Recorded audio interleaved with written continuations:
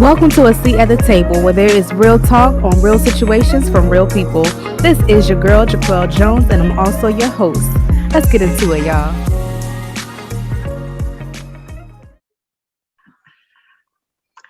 Hello, and welcome to a seat at the table. Welcome back to the table, Calandra Coleman and D. Riddick.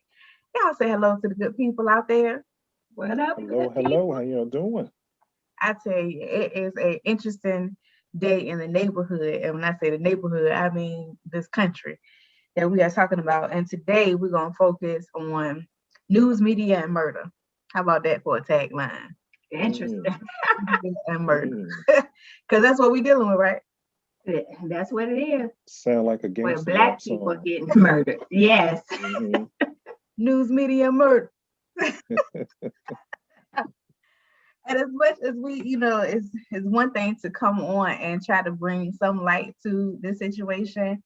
There's no light at all. We are living in a dark place when it comes down to the regard, just basic human regard that they're to our people. And to be put it on a focus, it ain't even just black men. It's all of us. Honey, if you had your kids, had your wives. We got 13 Correct. year olds, 13 women just standing in their own house. Like it's happening. So I want to go ahead and get right into it.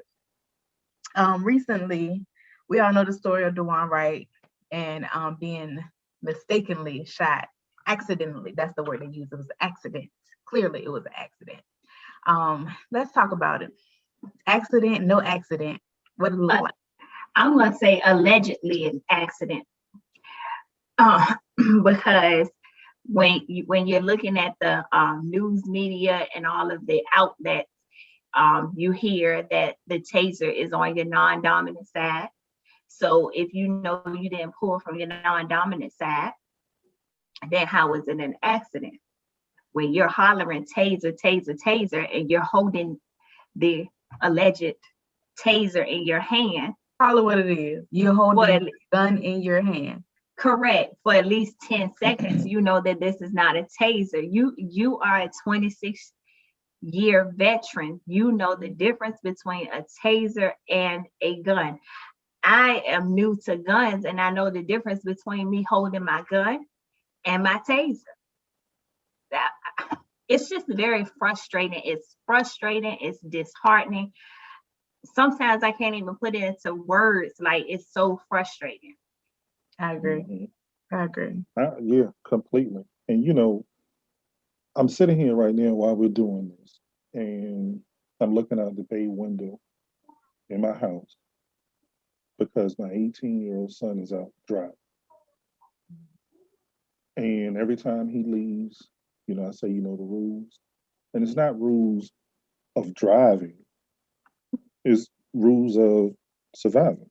That's that's crazy. And, you know, just the thought that even though he's not doing anything wrong, he doesn't plan on doing anything wrong, whether he makes a driving mistake or not, just the thought that he can be pulled and subjugated to anything by an officer who is on a power trip, it's a scary thing. And you guys know before I've said I feel like every person of color in America, every black person in America, every descendant of a slave in America, every black immigrant into America should be qualified for PTSD. Mm. And I'm just at the point. I told y'all I was trying to stay off of Facebook, trying to not get into these debates, but they just keep pulling me in. They just keep pulling me back, Do and it's at the point for me where I'm just looking at people like, what the hell are you seeing? that part. It's almost as if what is in front of them, they are so afraid to accept and so afraid to see, because it means that you have to admit that everything that you've learned about your life, your history, your particular culture has all been a lie. Mm. Interesting. And that's where I have been with people. I made some comments today on social media with some people And I'm at the point where I'm not even trying to rationalize or explain or teach. I'm at the point where I'm going to give you these facts and let you decide what you want with them, because I'm at the point too where my commentary is we shouldn't have to keep explaining this. We've been going through, That part. we've been in this country for over 500 years. People don't even know that the first slaves came to the South, down in the Mississippi Delta area, the 1500s. So we've been going through this for 500 years trying to explain this. Why should I have to explain my victimization to you? Correct. You don't ask a woman who's been raped to explain her victimization. You don't ask someone who's been robbed to explain their victimization. So that's why I have the dollar sign behind me. Because if you want to be racist, fantastic, be racist. You want to be bigoted, be bigoted. But you're going to pay for it. Because my thing, civil suit, I'm going to sue you for your racism. Be a happy racist, but you better be rich because I'm going to sue you. I don't want to explain. I don't want no apology no more. Go ahead and pay. So I actually had this topic a little further down the line, but I feel like we should talk about it right now, being that you just said it. Conviction versus monetary settlements. In the research and just looking at the amount of deaths that our culture has had, and you very little see where there has been time served or any type of real convictions. And I say real, I mean not manslaughter, not a slap on the wrist, where you got the sentencing or the conviction that your crime was worth versus, or the city paid the family off. And that, and even in that, it's to the point where like, what do we get? What does it do? Is it enough? So when I think about monetary versus conviction, I feel like you give me the monetary because you know I actually need this money, and you possibly know that you are actually guilty, even though the pattern, we go through the process of going to court and going through trials and everything, and it's not favorable for Black and brown people. It's again frustrating, to say the least. I think you know that you're guilty, and with that, like even with the George Floyd situation, y'all settled with him, and y'all know that man was wrong. Right is right and wrong is wrong. Paying me off, yes. Right and wrong in our society. I feel like they've negated and like created their own system. So I don't believe in the right and right is wrong is wrong. I don't think it applies to Black people. To us. We are the victims to white racism, white supremacy. I don't think privilege, there's all of that type of fairness that is regulated judicially when it comes down to Black people being the victims of crimes. I agree with you, sis. Now, when we are considered the suspect or criminal, you can throw us under the jail and forget we there, baby. You're absolutely correct. And I do agree with Tisha. I forgot to welcome you in. Welcome, Tisha. She is at the table, and Tisha has an actual an invested place at the table today because she sat on both sides of the spectrum. She has a lot of it, to over 20 years of experience in law enforcement, and seeing it from that perspective as well. And so, Tisha, I think we definitely want to hear what you got to say on today. Well, I agreeing with CC on this point. When you're talking about monetary and conviction, from my opinion, I believe it should be both. Right. Because I believe that you should be compensated, one, for everything that you're going through, because whatever it is, whether it's a death, a maiming, whatever, your family's going through. Now the conviction, I do believe that when it's people of color, I believe that it takes too long. I agree. I believe that it's drawn out because it's a let's try to say it's this, or let's try to say it's this, or let's try to say it. We're gonna exhaust it. Mm-hmm. But when the tables are turned, then it's, oh, guilty. Absolutely. They did it. And I believe that for people that are saying that it's there is no racism, there is no when all this stuff came out, and I'm gonna go back, when this stuff came out with Chief Chapman and the systematic racism and everything, that hurt me to my heart, because when I heard the first people say that there is not that in the city, they were Black people. And I was like, White chuckle on. even if it hasn't happened to you, how can you say you haven't seen it? Right. You don't tell me you haven't seen it. Now you can tell me it's not happened to you, because that may be the case. Because like you said, Jaquel, I've been in law enforcement for over 24 years. So I was a baby when I came in. I was literally the youngest person on the department when I started. And they called me the baby for the first 2 years. Mm-hmm. And I was green. Everybody was nice. There was no separation. There was no anything. Oh, honey, after, I would say, you know how they say in your marriage, that 4-year itch, that 5-year itch? No, it was the 2-year itch. After law enforcement. It was the blinders off, the realness comes out, because my problem with law enforcement is, and don't get me wrong, I support law enforcement, the good part of it, but everybody is not meant to be in law enforcement. I agree. And I feel that the problem is not just in one city, but all city. I feel like we've gotten so desperate because we're trying to hire. We're so short-staffed. Let's hire anybody. That's a problem. That is a problem. I've worked beside people.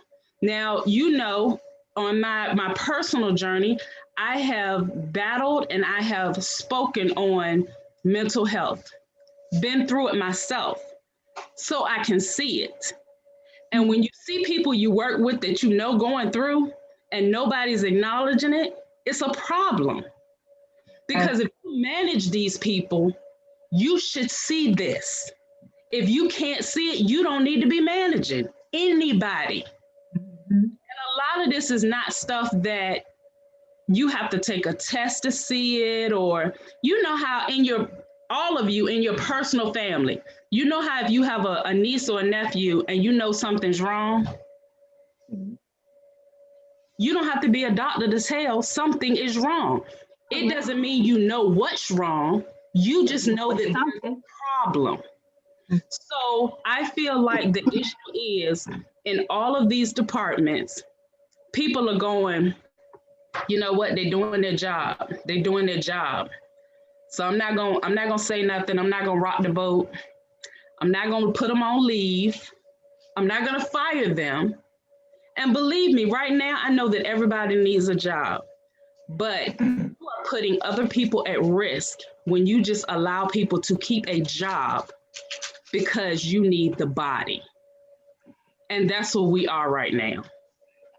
I'm an advocate for, if you do not like your job, quit.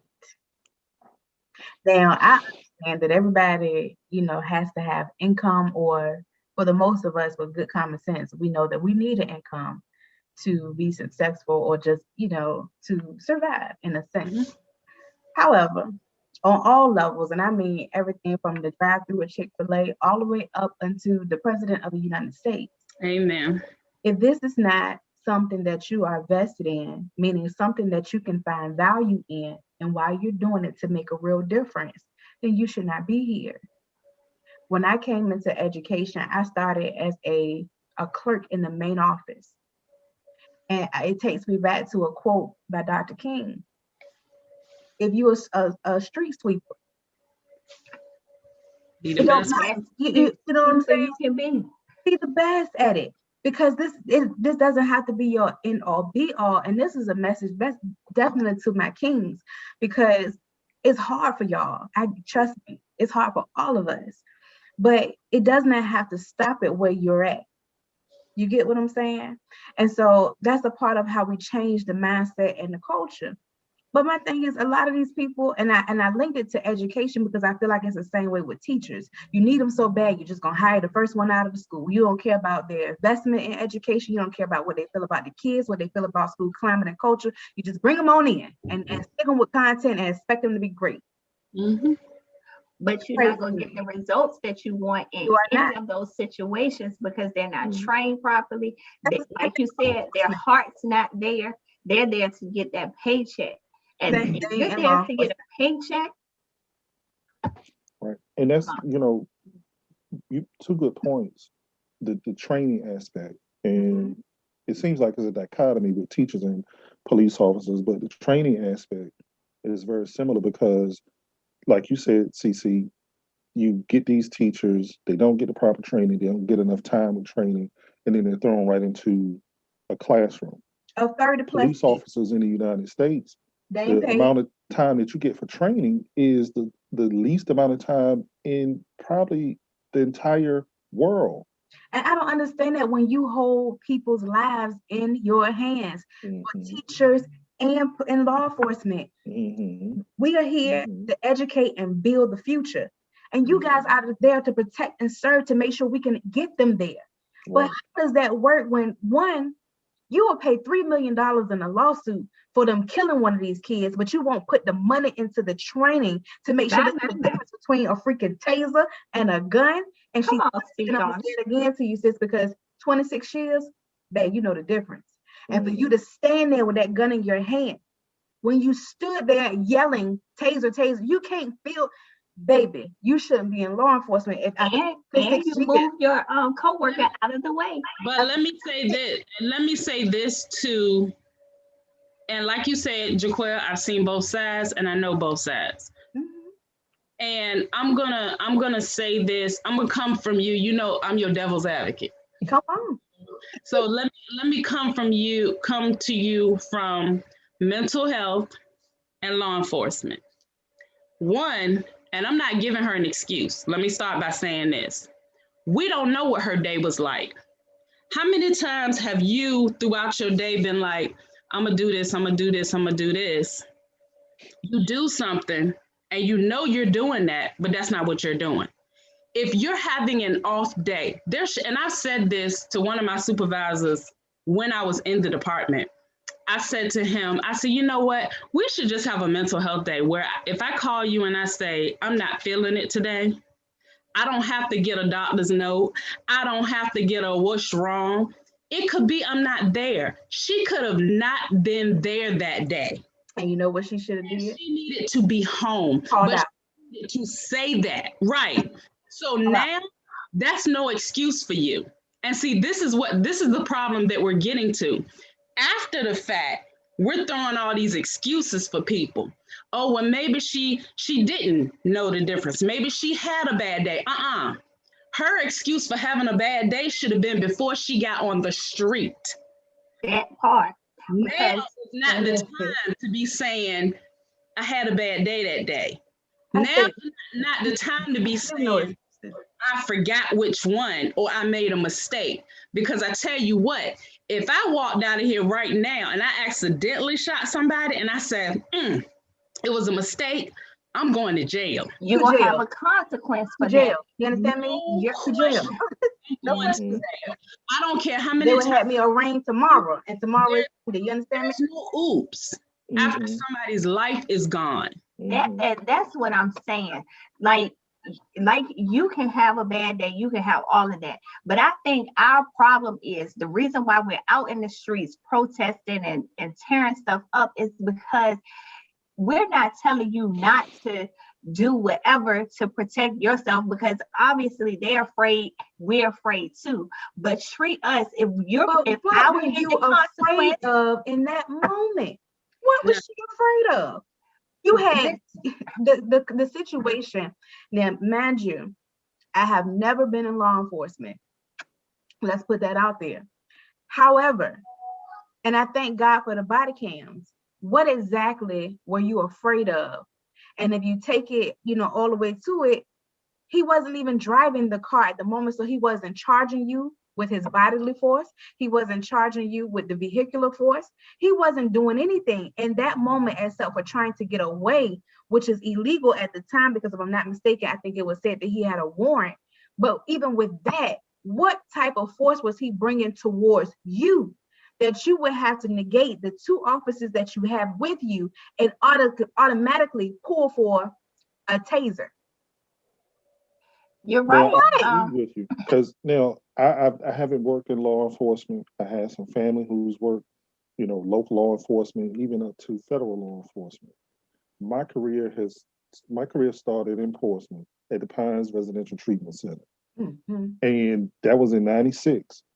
So the protocols were a whole lot different back in '96. Very much so. It was completely different, and I think due to my mother being a teacher, due to the way that my father was with, my friends and my family members, because, I grew up right in between Washington Park and Southside Gardens.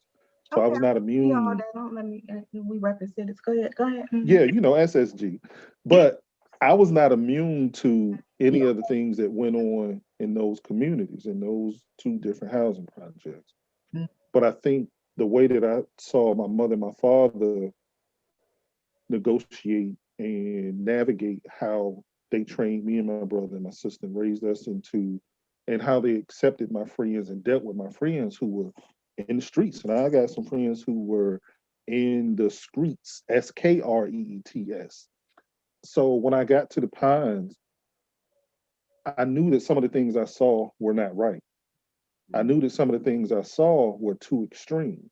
Now, there were times when we had maybe an individual who you had to talk to or deal with in a different manner at some point, but it wasn't something that was consistently done across the board.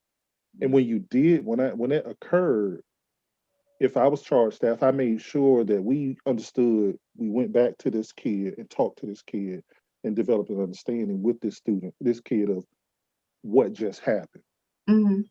So I think sometimes the training is, and I'm speaking from an outside view, but it appears that the training is that you're going to be in control of this situation the way that we tell you to be in control of this situation. And as an officer, if anything looks like it's outside of that particular control, then it's out of control. If I talk back, it's out of control. If a person looks at you a certain way, that's out of your control. And it appears that these particular officers are afraid that their control, once that small loss of control happens, then everything is completely over. Now I've got to go to the extreme amount of control to get back that control. And dead. Let me say this on training. Now, I can say, because I've been in training with some of them, that I can honestly say that the way our training was, the way officer, and I'll speak for what I know that the officers go through, because civilians go through different than they do. But the training that they receive is across the board the same. But let me tell you what's the difference. All four of us are up here, but if I were to put a class on right now, every last one of y'all are gonna take it a different way because of your personality. Like I said, I've worked there I was there 23 years. I've seen almost every personality. So I've seen, when I first got there, the guys who were senior, about to retire, when I was about to leave, training those that are coming in, and the training has changed. So these younger ones are coming in, going through training right now.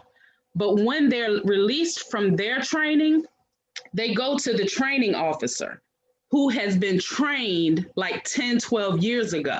So I don't care what you learned here. Once I get you as a senior officer on the street, you're going to do what I tell you to do. You see what I'm saying? What you learned in training in the class may be protocol, but when I get you as a senior officer, that ain't the way I do it no more. You get what I'm saying? Almost like training day. Exactly. When you think about training day, he knew exactly. Right, but it's almost like that. And when you're coming in young and green, and you got a senior officer saying, how you gonna do this? You want to be accepted by who's already been here. You want to be, because you're not worried about being accepted on the street. Right. These your brothers now. So you got to follow who's writing your check, who's checking off your tests, so to say. I can understand that. I definitely, because and you're going to have that. That's what I'm saying. That's why some of this is happening, and people are saying, how are they trained? How are they trained? I just want you to understand, they may have been trained correctly, but when you're put out there with somebody, it's like an influence. You get what I'm saying? It's almost like you have to do what you have to do to protect yourself, because it's a life and death situation all day. I just believe that we're beyond influence at this point. This is let me tell you something. I don't believe, let's go to George Floyd. There wasn't an influence that said, keep your knee on this man's neck for this amount of time. That wasn't an influence. That was in here. That was a cocky. That was in there. And then the bystanders, if you didn't have enough courage to say something to him and tell him, or help enough, push him off, because if you're on your knees, you can push him off. Like if you're standing back, you could see when the life was leaving that man. Like it's like our systems as a whole is lost. Huh? What was his name? Tan, the guy, the officer that was standing. You know who I'm talking about? I know in the face. I can't picture him. This is what I'm talking about as far as influence. Like you just said, CC, he was standing there. If you looked at the tape, he kept looking back. So he was checking. All he had to well enough. No, all he had to do was say, you need to get off him. But there was some kind of influence. That he was afraid to say something. Right. There was some kind of influence that he would not buck him. He would not go against him. Because if there wasn't an influence, he would have said, yo, man, you wrong. Get off him. Because if you looked at the trial, they had a sergeant or lieutenant or somebody from the detective unit that said, no, that's not how we train. It was too excessive.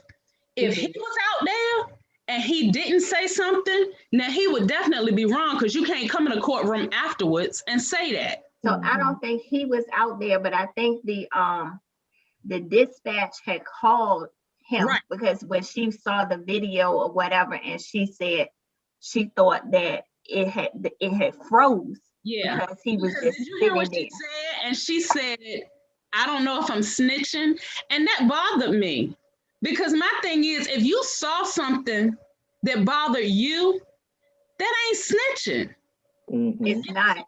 But it's crazy. I was watching a movie earlier, and it was kind of the same situation. I forgot the name of the movie, but Terrence Howard and his wife were in a vehicle, and she was giving him fellatio or whatever, right?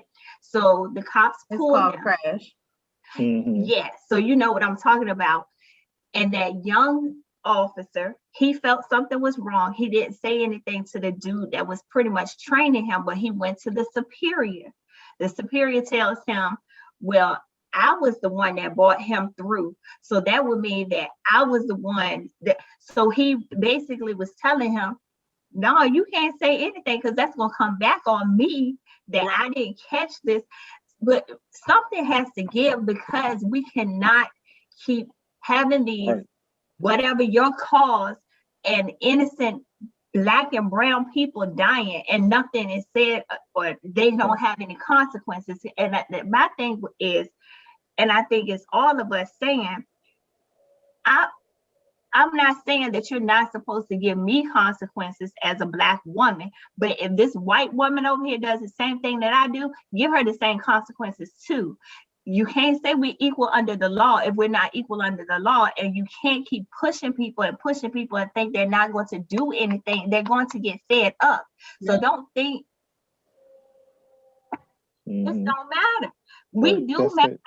At the end of the day, we are loved by somebody. We are somebody's brothers, sisters, parents, loved one. We matter, and y'all can't just keep killing us for no reason. And then you, like you said, we're making up excuses. Well, he was having a bad day. If I'm having a bad day and I go out and shoot you, you're gonna put me in the jail. Yep. If I had a traumatic childhood experience and I go out and kill somebody, you're going to put me under the jail. So if you're going to put me under the jail, put little Jake under the jail too. Right. That's all we're saying. We want it equal. That blue wall of silence. Right. And it's crazy, you know. I think the best response to how do you deal with these type of police officers, I heard came from Dick Gregory. And, you know, Dick Gregory started as a comedian, but Dick Gregory was banned and blackballed because Dick Gregory became a hardcore activist for Black people. And he said, you know, policing is a hard job. We know that. It's not a job that I would want to do. You know, anybody who's a police officer, I can understand, you know, them saying, I'm coming home to my family. That's first and foremost. I get it. But Dick Gregory's thing was, because the job is so hard, give the police officers all the incentives that you can. Give them housing vouchers, give them more pay, better insurance, better retirement, give them an opportunity to allow their kids to go to school, give them everything that you can. Give them more training, have them licensed, give them all of that to entice them to come to this profession, to take care of them while they're in this profession. Because what's going to happen, those who don't need to be cops will end up hating Black and brown people more than they love their family. Because if you're willing to give up all of that for your family, then you don't deserve to be a cop at all. And thus, that's, to me, it's almost like, you know, drawing in. It's the opposite of a hunt. It's a hunt in a sense, because I'm gonna draw in every cop, but I'm gonna catch the bad ones this way. And if you get your license, just like teaching and education, we know if your license is suspended or you violate something in regards to your licensure as a teacher, you can't leave Portsmouth and go get a job in Chesapeake as a teacher. And that's another big part of the problem, is that if you do something that's wrong, then there's no way for you to stop doing that wrong, because you continue to go. If anybody's going to hire a police officer, and not just a police officer, anybody, I don't care if it's a cashier at Food Line, if you're going to hire someone who's violated codes of ethics, then you're just as bad as the person who violated the codes of ethics. And those departments need to be held accountable. You know, I tried not to get on Facebook and get into it with people today, but I had to respond. I told y'all they keep pulling me in. But someone made a post about, you know, it's horrible when good cops feel like they need to quit their jobs. I said, you're absolutely right, it is. So instead of saying that you don't want the Fraternal Order of Police to be transparent, I said that I did the opposite. What are you doing to protect the good cops and speak up for the good cops? Ask for more pay for good cops. You know, ask for community policing so that the people will know who the good cops are. Ask the FOP, the Fraternal Order of Police, to be more transparent with what they do. Let people see that. Ask for a citizens review board so you can protect the good cops. And I think that's part of the issue when we're talking, and I'm gonna just be, you know me, I'm just shoot straight when we're talking about this issue with Black and brown people versus white people. Now, statistically, White people are probably, in situations with police officers more than black. That's only because y'all are more the population. The problem is the frequency that black people have negative encounters with the police. It's way more than the negative encounters that white people have, and they don't understand that. Now, you telling me all you have to do is comply. People do that. There was a young man who was a lawyer in law school. His father's a lawyer, a young black guy. He's driving home. He's got a U-Haul truck. The police officer took it under his discretion to decide that he thought this man was drunk by the way he was driving. Man gets out of the U-Haul truck. The officer questions him, "Why are you so nervous?" He said, "Well, because I'm standing here with a cop and I don't know why. You pulled me over and I don't understand why." "Well, no, I think something's going on." He takes this man. This man calls his father on the phone. "Oh, you need to call your daddy?" This is a grown man you're talking to. His father is a lawyer. This man is in law school. He handcuffs him, searches him, puts him in the back of the car. They search his U-Haul truck for 2.5 hours and find absolutely nothing. So they don't understand that even if I comply, I'm still under this scrutiny that no matter what I do, even if I'm just driving, like I said, my son is driving right now. I continue to look out this window. He may not, he may go run a stop sign. He may stop and look both ways and take 5 seconds to go before he leaves that stop sign. But they don't understand that the intense pressure that you are under just because you see a cop. I see police cars right now. I ain't never been in trouble in my life. Never had a felony. I had one parking ticket my whole life. Just one. When I see a police car, I automatically tense up. I automatically get this feeling that, damn, I could be next. And people don't understand that. And if I'm feeling that way, there's a reason and rationale behind that. And you can't keep pushing that under the rug. So I just think, when I said pay me for your racism, I think collectively, if black people decide that we're going to file these civil suits, hell, they got OJ. OJ was innocent, and they went back and did that civil suit, and OJ paid. I think collectively, if we do that, then the courts are going to be tied up. The courts are going to get tired of it. Somebody's going to get a huge settlement because hopefully some judge or jury somewhere is going to say this is enough. And that's going to be it because a lot of this racism is tied to economics anyway. It's ironic that you said that because even working in the department is weird because I get that way. And I've gotten that way the whole time, even working there. And most of the time, if they pull me, I know who they are. Right. But people have a misconception, oh, you work with them, so you good to go. Not necessarily. Right. I mean, and that's something I've never even considered, because I have had situations. For instance, I had an interview, it was years ago. I had an interview going to Richmond and I was lost. And I know I look crazy and confused on the interstate. And I was probably swerving, trying to look at my GPS or whatever. And I got pulled by a state trooper. I was not the least bit nervous. When he came up to the car, he said, "You were swerving. Are you okay?" He was not disrespectful. He was not aggressive. He was like, "Are you okay?" And I said to him, "I'm totally sorry." I said, "But I'm not. I'm on my way to an interview and I'm lost." I told him where I was coming from. I had to get to Richmond. Their headquarters is in Richmond, which I didn't realize at the time. And he said, "Well, that's my route. Follow me." And I followed him.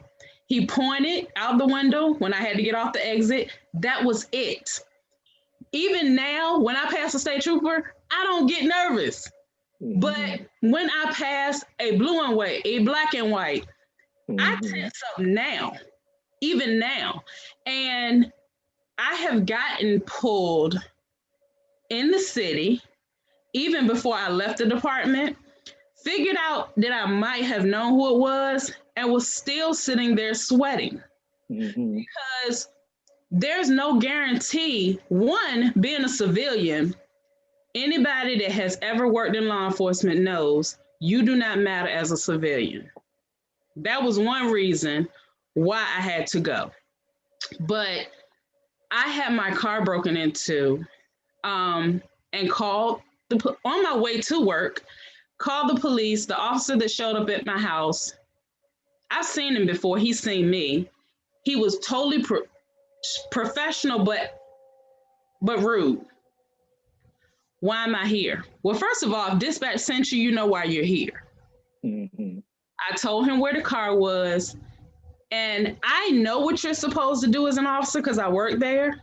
He did none of that. He looked at my car, nothing was broken. I told him nothing looked like it was taken. He started writing a report and was getting ready to leave. I said, well, aren't you gonna print my car? Well, I can if you want me to. Mm-hmm. Yeah, I do. And this is why, in the position I was in the department, this is why I prayed that people, civilians, citizens would call and get me. Because when I heard their problem, I could direct them exactly where to go and what to do.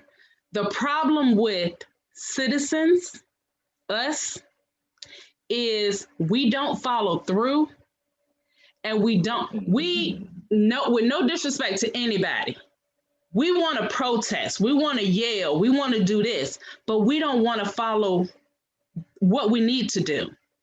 And when I say that, I've had people call me and go, my car was broken into the other day. Should I call the police? Yeah, why wouldn't you? Nothing was taken, nothing was broken. What do you start? A paper trail. Even to be fair, want to go to court, even when you want to go to court, I tell people all the time, you need some kind of paper trail. It may be nothing. It may be nothing at all, but work them. Like you were saying about their training and giving them incentives, make them earn that paycheck. That's what they're there for. I will be honest. Just being honest, I feel like there are a small amount of us who may not, when it comes down to your car broken into or filing a claim or trying to, whatever. I feel like, yes, when it comes to us, we do have an issue with following protocol as far as doing those things that we need to do in order. And when I say in order, I mean this step comes before this step. And once you do this, now you have to do that. I believe that and I agree with it. But we are so beyond that when it comes down to lives being like, we're gone. Right. I feel like we are beyond that. And we have a bigger issue. And I feel like that is the part that so many of us are still beating the streets because we're not even talking about the locality anymore. We're not talking about the state anymore. This is a country issue. It is. Get it beyond the states because states have their own legislator. As far as getting beyond is when things happen small, all I'm saying is let it show that it's been building up. It has been though. Like I'm speaking as a country, we have been starting small since we were in slavery. Like what more do we have to do? But everybody's I'm sorry, that is bullshit. And we have been doing this long enough to get beyond the small things, the steps that we need to take as a people to get to better. I shouldn't have to fight for my rights to live, for my brother to be okay and safe with my nephew in his car. I shouldn't have to do all of that for them to feel safe when they're being pulled over for a traffic stop. I shouldn't have to worry about my brother being maced because you couldn't see his tag that was clearly hanging in the back of the window. That is bullshit. I'm sorry. You're right. You know what? And it's so. Go ahead, Derek. I was just gonna say you're right. We shouldn't have to do that. I shouldn't have to worry about your training. Right, but when it comes down to my life, I shouldn't have to worry about your training. We shouldn't. But we know for over 400 years, it's a whole lot of we shouldn'ts that have been happening to us. Yeah. And I think part of it is that for us, we got to make sure that we hitting all them small points because collectively what we have to do is show the world.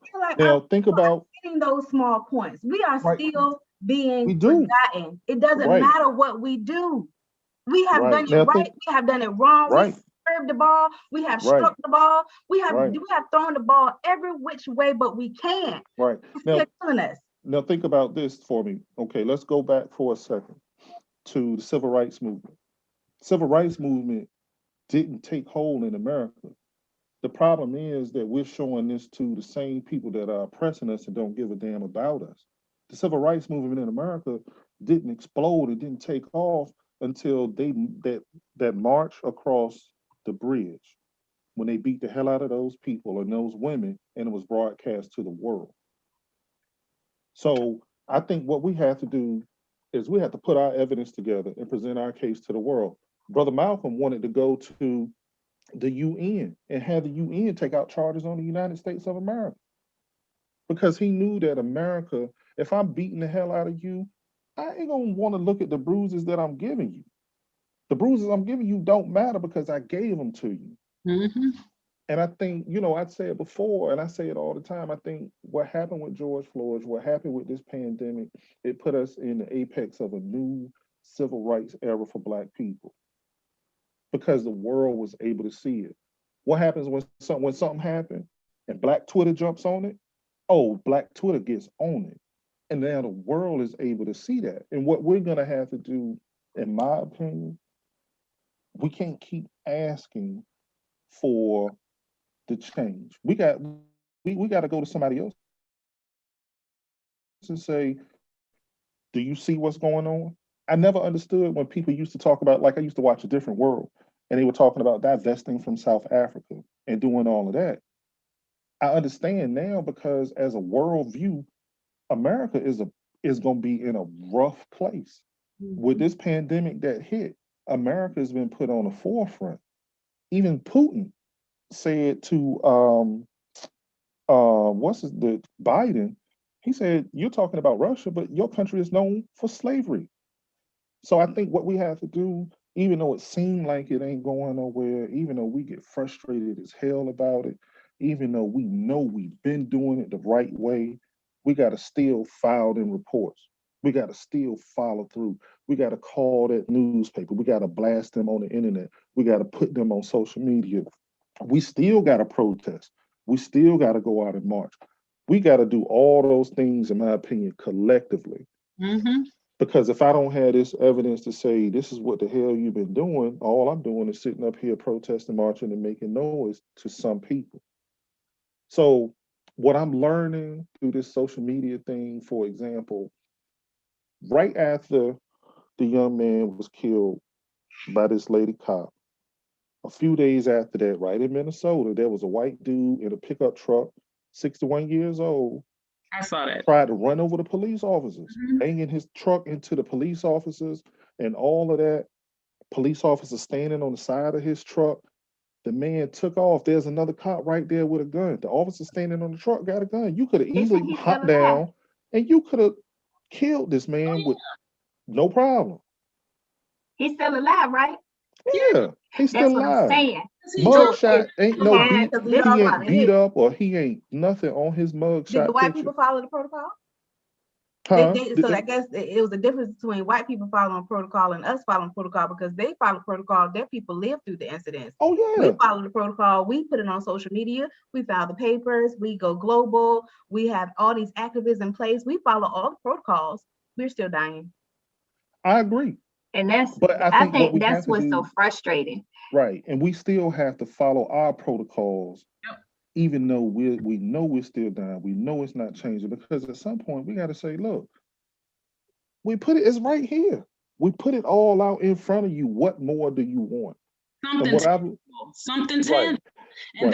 And that's what, and I know, Jaquel, it's frustrating because it's funny because you sound just like Eric when I was talking to him the other day, because he said something. Oh, he was doing a doctor's bill.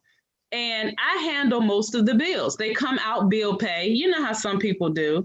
And I do that for a trail. Mm. He called right over the phone, gave him the credit card. And I was like, did you get a receipt? Did you get the number? You know, the number that they give you? He was like, no, I just paid it. It's paid off. We need a confirmation though. Right. So I said, if somebody called tomorrow and say you didn't do that, Mhm. what would you have to give them? He was like, oh, it's on my credit card, so it'll show up. It does not matter. Protocol, and I get it. And I told him, I said, I know that it's frustrating to go through all these steps, but I do what I do because he had a bill for going through the tunnel. $5,000 came here. I know goodness well we ain't gone through the tunnel $5,000 worth. I checked, I printed it out, I looked at every time. They were like 2 o'clock in the morning, 3 o'clock. We're asleep. I highlighted, I forwarded it, that email, and I told him protocol. The man called me. He said, send me a letter stating, all he needed was a letter stating with both of our signatures stating that it was not us. That's all we needed. But because I sent him that, it was a little bit of protocol. It might not have been much, but I told him sometimes, not all the time, sometimes that's going to save something. Right. And, okay.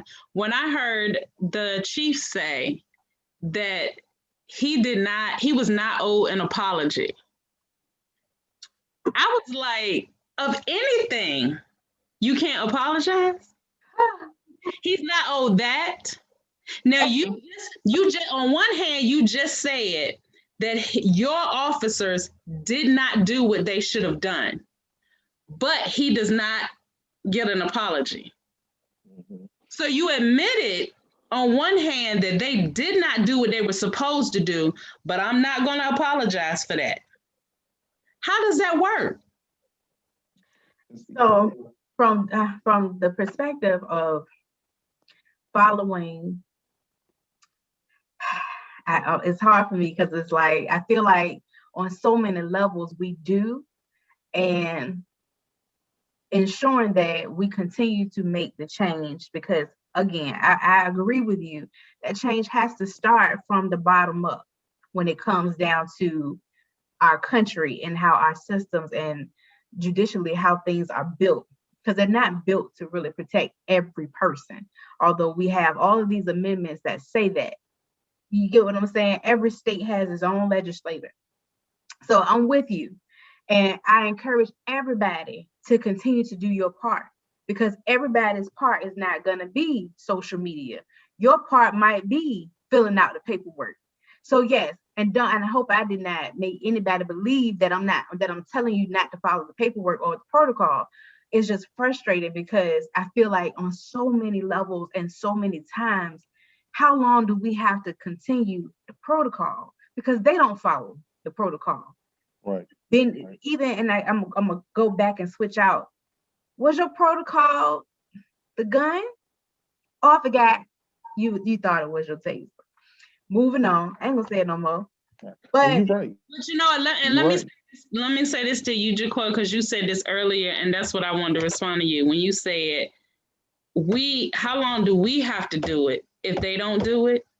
It's almost like, not being funny, but it's almost like we tell our kids, just because Johnny don't do it, does that mean you're not supposed to do it?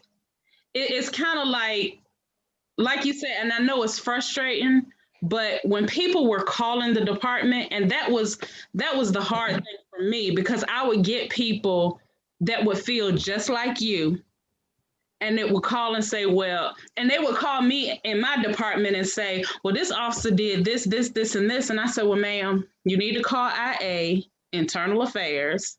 You need to make this report. And they would say, and I know, trust me, like I said, I done dealt with them on all spectrums. I done dealt with IA before. And I would tell her, you need to call Internal Affairs, and I would get just what you're saying. They ain't gonna do nothing. Okay, they may not, but you did your due diligence. And that's all I'm saying. Even if nothing's done, you can say, I did this.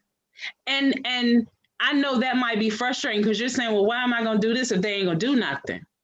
Because there may be the off chance. And I'm gonna tell you why. Looking for a different route. And my thing is, And not to, and I don't want anyone to think of this as creating another protest or going to burn down a building, because I don't believe that's the answer either.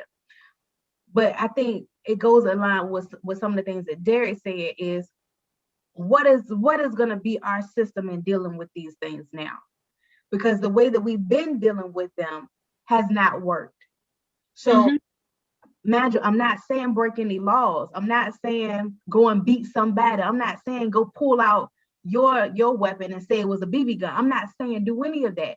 I'm saying create another system, and the system has to work for us. I'm through with it working for all, because all is not encompassing Black people. We need a system that works for us. How do we get to that? When did those conversations start to happen? And mind you, I watched a news clipping. It was from Minnesota, the NAACP president of that the city, when the situation happened. I watched that news clip, and she spoke so eloquently in trying to explain to them why we need this type of system, or trying to get them to understand. Because when you sit at your newscaster desk and say, well, why did you make that statement? What? And when I say for me, that's why she's blessed as the president of the NAACP and not Jaquel, because I need to be on the background helping y'all. Because when you pull me on, this is how Jaquel's going to speak, because it's a whole lot in my voice. But she spoke so well in trying to get her to understand. And she had to call them by name. Wait a minute. She had to call them by name. And that's what I plan to do before we leave off of here. This is why. And it ain't because they didn't follow the protocol. It wasn't because they were breaking the law. Some of these people are standing in the living room of their own homes. They're in their own vehicles. They're not committing crimes, but they're still being killed. So I'm just sleeping in their bed. And the system, our system is not working for Black people. We need a system. We need something. And this is not on a city level. It's not on a local level. This is something beyond us. We need an act of God, because something is we coming out of here. And I don't want to go biblical, but it's happening. You understand what I'm saying? Mm-hmm. And I think, you made a good point that we need something beyond this system. And like you said, everybody has a part that they got to play in making this new system. And like you said, some people it's going to have to be filing that paperwork. And one of the reasons that is so important is because now I'm going to catch you violating your protocol, because your protocol said it should be this, but the paperwork I have says you did something completely different. And I think, like I said, that system is not something that we have to show to America in a sense, because and y'all know I love history. Y'all know I talk about it all the time. There's a documentary on HBO called Exterminate All the Brutes. Exterminate All the Brutes looks at the world view and world history of colonialism throughout the world, the systematic oppression, the systematic things that were done throughout the world by Europeans. That system from then, from the time that we landed on them boats and even before, is still in effect. It is still in effect. The rationale behind what they do is still in effect. For example, my favorite rapper of all time, KRS-One, long time ago, he had a record, an album called Edutainment. And in that album, he talked about everything. He talked about racism. He talked about socialism and all of those things. And one of the things that I love that he talked about that makes sense to me now, and so much of what's going on now, he talked about how the overseer of the plantation was the one to enforce the laws of the plantation. He was the one to make sure that the slaves feared trying to do anything other than what they were told on that plantation. And his rationale was that an overseer ain't nothing but an officer now. And in some regards, that's how a lot of these officers who are the problem are. And trust and believe me, I know, just like anything else, It's more good officers, more great officers than it is the bad officers. The Sadly problem true. is that these bad officers are protected. The problem is that these bad officers are not held to the fire. The good officers, we just found out why the good officers are afraid to speak up, because if I'm saying that you're supposed to have my back and protect my life on these streets, because a criminal don't give a damn if he take my life or not. And if I got to worry more about the person riding beside me in a car taking my life than I do a criminal, that's a problem. The problem is that America itself does not, on a broader scale, does not want to take a look in the mirror. I had a discussion today with somebody about this critical race theory. And I'm like, explain that shit to me. I'm sorry, I didn't mean to say that word. I'm sorry. I said it a few times. Forgive me, Lord. Go ahead. Explain that to me. What is the problem with critical race theory? And there's this woman who, in this one personal group, she always want to post something that is oppositional to anything about cultural understanding. And she said it's against the Bible. It's things in there that are anti-biblical. I said, My, so you mean like the things that they pointing out with critical race theory, were those things anti-Bible? Were those For things the listeners, anti-Christian? tell us a little bit about that. Just because Critical race theory. and they don't know. Critical race theory is something that was developed by a black professor that basically examines racism and laws and things, systematic things that Mhm. occurred in America that were detrimental to our particular places, black people in America. For example, the wealth gap. There's a huge wealth gap in America. It ain't because we broke. Hell, we've been working since we got here. When we got off the boat, we started You working. understand? that Do you part. understand? Right. We were working for free. So it ain't like we don't want to work, but there were systematic things put in place to stop us from attaining wealth. And it addresses those things. But what it does, it makes people look at all of those things. It points those things out. It brings those things to the forefront. And white America does not want to look in that mirror. You know, the exterminate all the brutes pointed out that Henry Ford, we all know who Henry Ford is. Everybody get a Ford. I'm driving a Ford right now. We know he's celebrated in America. Henry Ford, one of the greatest business minds in the history of the country. But did you know that Henry Ford was awarded and recognized by the Nazi Party during Hitler's reign? Wow. Those are the things that America does not want to examine, or does not want to look at, and does not want to come up and bring forth the ugly truth.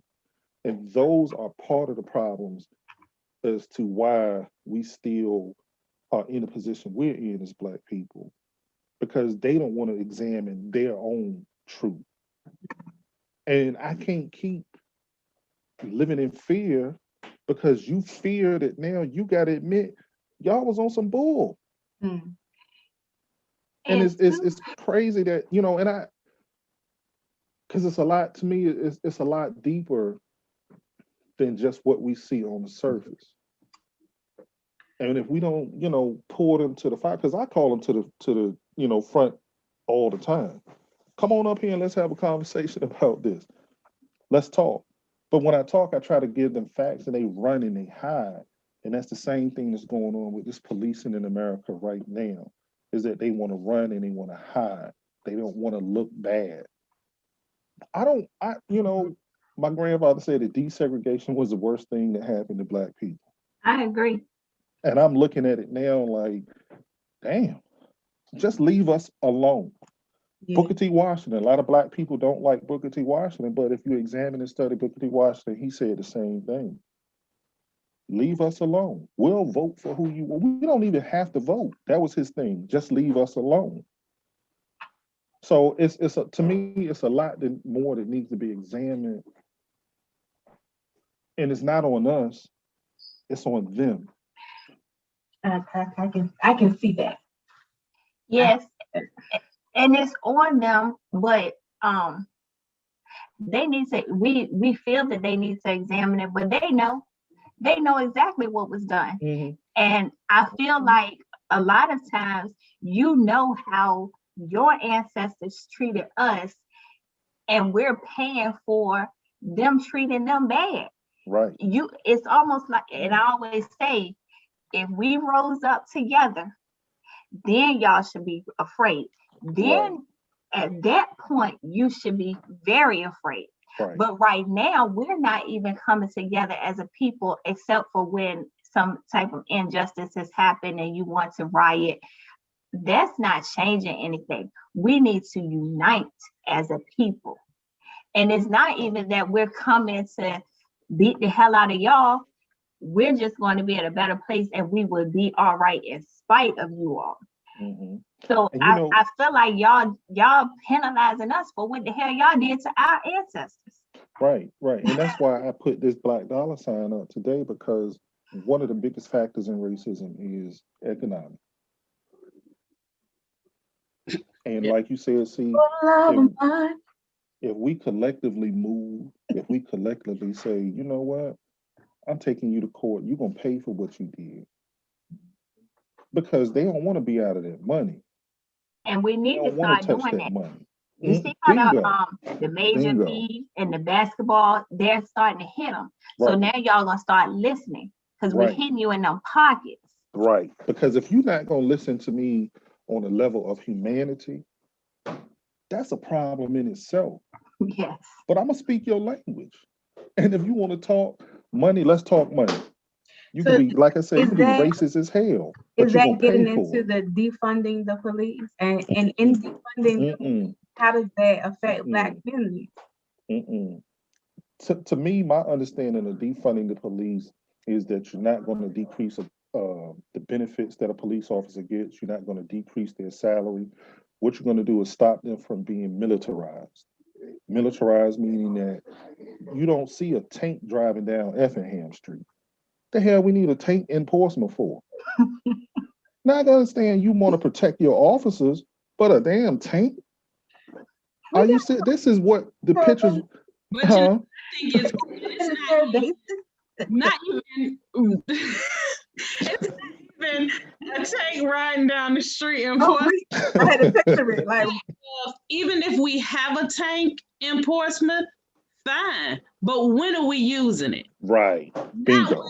Not when you got 20 protesters on High Street.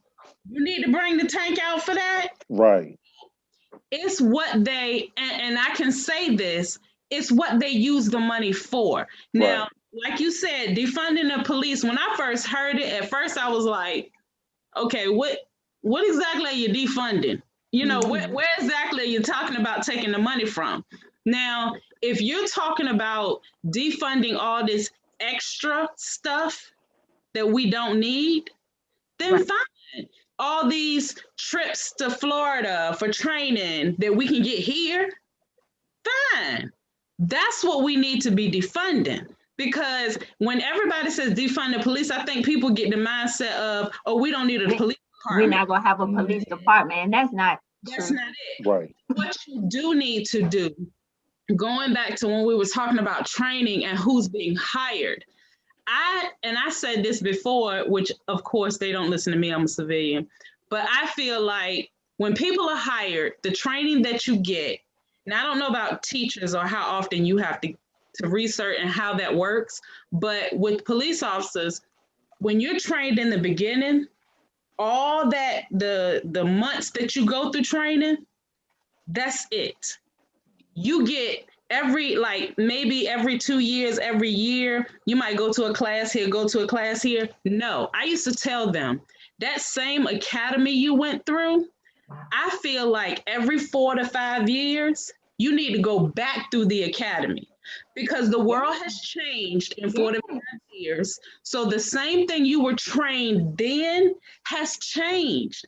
So you need to go back through that whole training again, because when you come on the department, most of the people that I've seen come on the department are young, out of college or out of high school. They're young-minded, they're gung-ho. So they go through training and they're like, oh, I'm ready. 5 years in, they're like, this is what it is. Okay, this is how I'm gonna handle it. No, You need to go back through training because this might not be for you, and training might kick your butt so that you're out. You see what I'm saying? That is interesting that they don't have to recertify or anything. That is They not good. recertify, but they don't go back through an academy style certification.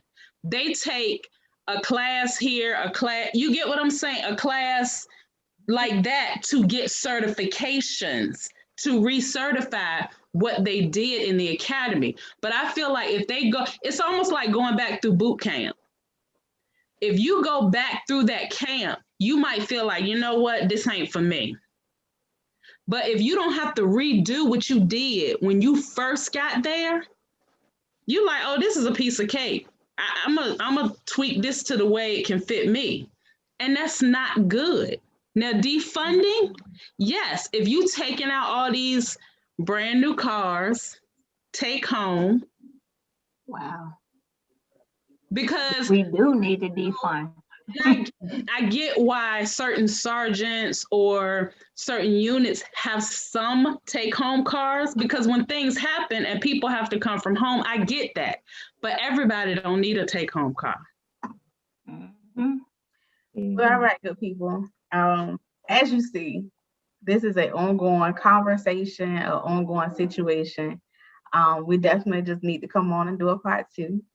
And I think once this is aired and people begin to see and watch the dialogue, hopefully it will invoke some type of discussion beyond the 4 of us. And maybe we can do something broader on social media to possibly do a live, so we can have some live input from our audience and those who listen to a seat at the table. Before we go, I do want to do 2 things. I just want to give reference by just calling their names. And if you guys want to chime in on any that I missed, please do so. The 13-year-old boy, Adam Toledo, Dewan Wright, George Floyd, Breonna Taylor, y'all just Breonna Taylor, name them as you go. Sandra Bland, Rashard Brooks. He was in Atlanta, Georgia. You don't know these names, go Google them, see what happened in their cases, see what can happen to you. Daniel Prue, he was 41 in Rochester, New York. Tamar Rice. Mm-hmm. Her name is Atiana Jefferson. She was 28 in Texas. Stephon Clark, 22 out of California. We can go on and on and on. Do your research. See what's happening to your people. I do want to make reference to one thing before we go, and I think we've said it multiple times throughout this podcast today. We are not saying that every cop is a bad cop. Not at all. And if I go back to my childhood, just being honest, I lived in one of the worst neighborhoods in Portsmouth.